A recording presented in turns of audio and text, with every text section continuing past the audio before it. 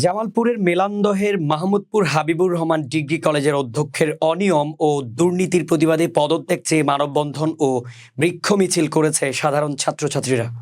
জামালপুর প্রতিনিধি জানান, আজ দুপুরে মেলান্দহ মাহমুদপুর বাজার এলাকায় প্রধান সড়ক অবরোধ করে ঘণ্টাব্যাপী মানববন্ধনে বক্তব্য রাখেন সহকারী অধ্যাপক মুখলেসুর রহমান, শিক্ষার্থী লিওন ইসলাম, রফিকুল ইসলাম সহ আরও অনেকে।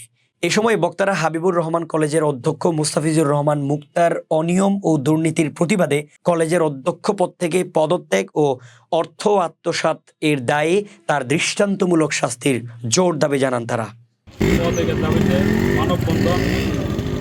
দ্বিতীয় বর্ষের ছাত্র আমি।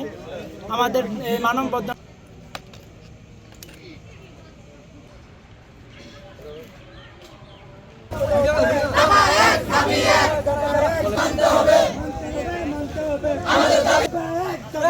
প্রিন্সিপাল